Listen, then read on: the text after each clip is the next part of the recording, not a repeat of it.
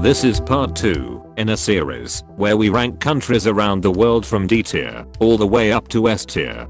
To do this, we've identified 11 metrics that make up a successful and prosperous country and had Jake the analyst pour through the hundreds of data points to come up with a formula to rank them from best to worst. These metrics are freedom, life expectancy, happiness, corruption, environmental performance, gender equality, income equality, GDP, education, net household income, and healthcare. Like last time, all of these metrics were taken from 2019 to avoid any COVID-19 complications. After our first video, we realized that the way we measured healthcare could be improved upon.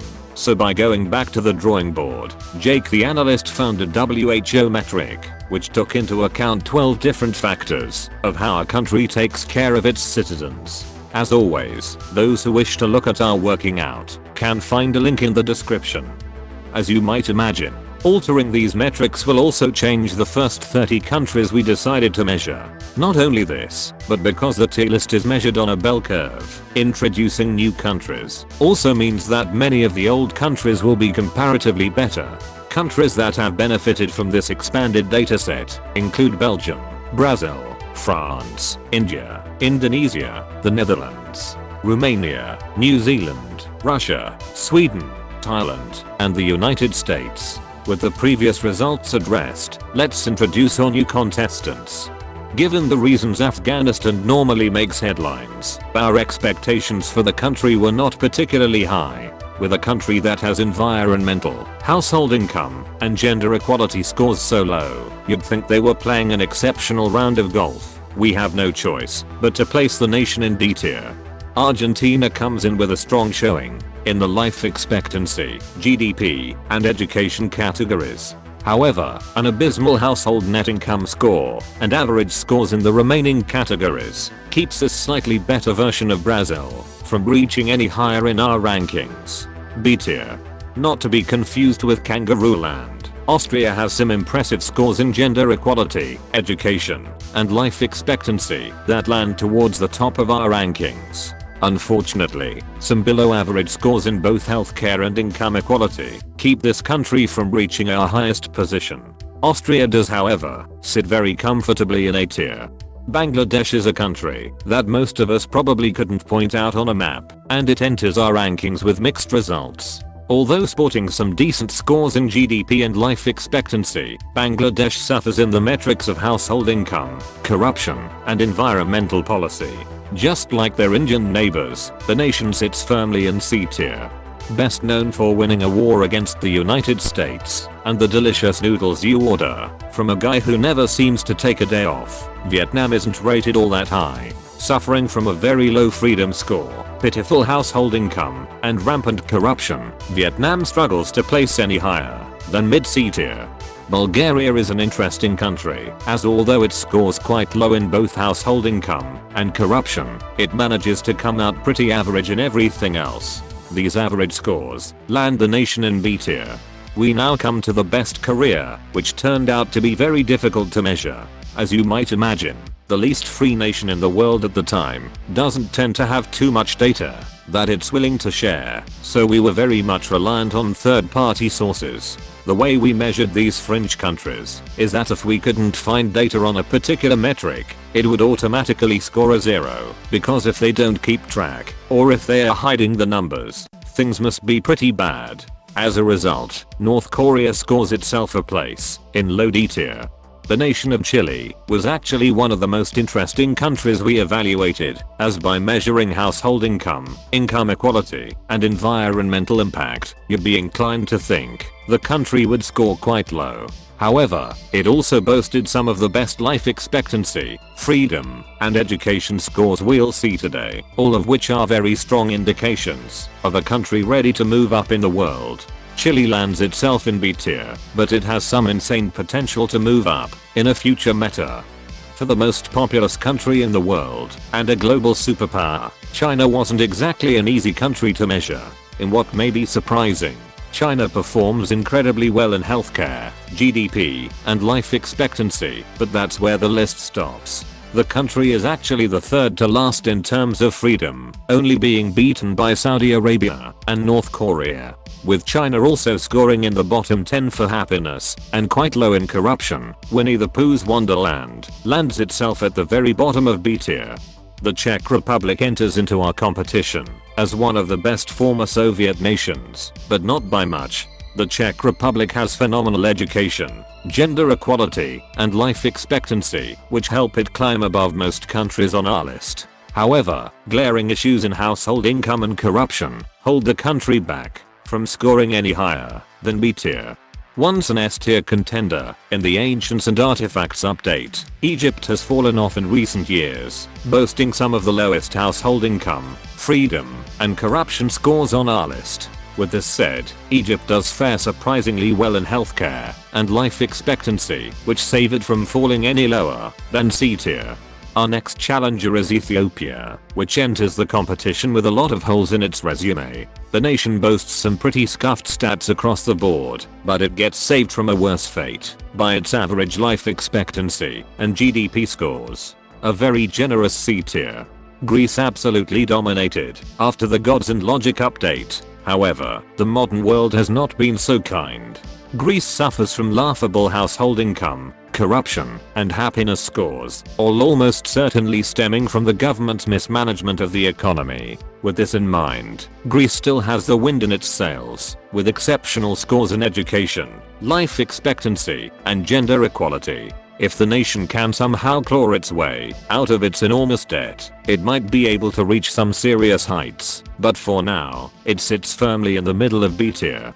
Although the tiny nation of Iceland has a population less than New Orleans, it punches well above its weight. Not only does it score top 3 for household income, but it also ranks very high in education, gender equality, freedom, and life expectancy. The one metric holding it back is its abysmal GDP, but this doesn't stop Iceland from hitting a very comfortable spot in A tier. On paper, the nation of Iran has certainly seen some shit. The country is one of the only contestants to not have any healthcare metric available, and it scores low in freedom, corruption, and household income. With this in mind, as the country somehow has one of the best life expectancies on our list, it pulls itself from a bottom spot and back up to C tier. Tied with the United States as the weirdest country on the face of the planet, Japan has a lot to be proud of. To the surprise of no one, its education score is in the top 5. It has Godzilla-sized scores in healthcare, life expectancy, and even gender equality, and most of its other stats are at the very least above average. The only thing holding the nation back is its atrocious scores in both happiness and income equality. Nothing personal, kid, but we have to place you in A tier. Kazakhstan, number 1 exporter of potassium, but unfortunately for the former Soviet nation, this isn't one of the metrics we measured. Kazakhstan's scores for freedom, corruption, and household income could be low enough to be the prices on a McDonald's value menu, but the nation still lands in C tier with its average stats in everything else. Despite sounding like a made-up country, Lithuania doesn't score too bad across the board. With this in mind, it also doesn't score very highly in anything either, with its income and GDP being particularly lackluster. B tier. Welcome to the country that was named after the DreamWorks animated comedy of the same name. Unlike the movie, however, the nation of Madagascar is no laughing matter, scoring low on every metric we could find. A very disappointing D tier. With the nomad meta falling out of favor in the modern day, Mongolia isn't quite the powerhouse it once was. The nation only receives average scores for life expectancy and healthcare, while it falls flat completely in any category relating to money. With horse archers no longer viable, we are forced to place Mongolia in C tier. An interesting trend for the lowest scoring nations on this list is that gender inequality data often isn't recorded. Its absence won't exactly change its overall rating, however, as all of its metrics were fairly disappointing. To the surprise of no one, Nigeria finds itself in D tier. If we had a metric for cultural impact, South Korea would be dominating our list without any semblance of a doubt, but even without this bonus, it still performs remarkably well. Scoring high in healthcare, gender equality, and GDP, the nation can hold its own on the world stage without breaking a sweat. With this said, it's disappointing household income score, keep it held back. South Korea hits a very respectable A tier. Although technically being a US territory, we thought Puerto Rico might be a nice change of pace from the normie nations around the globe. Unfortunately, however, because of its status, we were only able to get hold of a single solid metric, meaning whether it's scientific or not, we have to put Puerto Rico in last place. Next up is the equivalent of what would happen if you gave a 9-year-old unlimited money and told them to run a country. While Saudi Arabia is home to some impressive vanity projects, the living conditions for those who live within its borders are less than ideal. Although boasting an impressive GDP, its uncomfortably low freedom score and disappointing household income means much like a saltwater fish, Saudi Arabia isn't rising above sea level. Quite unfortunately, Serbia is as average as it is forgettable. Outside of gender equality and life expectancy, it doesn't do anything particularly well, and when combined with terrible household income and a serious corruption problem, it sneaks itself into low B tier. Although it would very likely rate much higher today, our 2019 dataset didn't bode well for the nation of Taiwan. Unfortunately, because of its recognition as a country, we weren't able to grab data on nearly half of our metrics, and although we expect it would likely score well above average if we could measure the country properly, our limited information forces us to place the nation in D tier. With some good leadership, Turkey could become a very high scoring nation on our list. Its GDP is very strong, its education and life expectancy are average, and its healthcare isn't awful. With this in mind, the nation's freedom and corruption scores are exceptionally low, and despite having such a high GDP, average household income is laughable, and its income equality is even worse than the United States. All of these factors combined give Turkey a high C tier position. The United Arab Emirates isn't as bad as many other nations with more oil than sense, but the country is still far from perfect. With near perfect healthcare and life expectancy, as well as a suspiciously high gender equality score, the United Arab Emirates starts off strong. If the country gave two shits about freedom or corruption, it would actually be one of the highest rated countries on the list, but its failure to address these metrics puts the nation in B tier.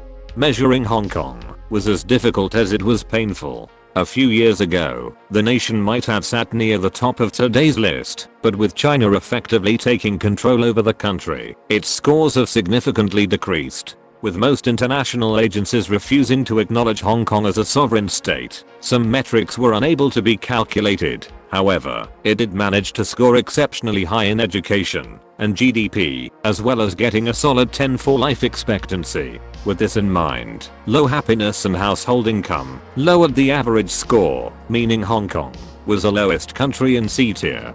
Our last nation on today's list is Switzerland, and holy shit, it performs well. Switzerland scores a 9 or higher in nearly every single category we measured, and even snagged itself a perfect score in household income. The only thing that could go against Switzerland was its mediocre income equality score, but overall, it has an extremely strong showing.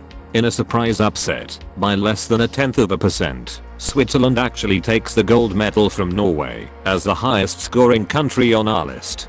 Who could have guessed that a country that hasn't participated in a single foreign war for hundreds of years would also be the most prosperous? A very hard S tier. Congratulations to the Swiss.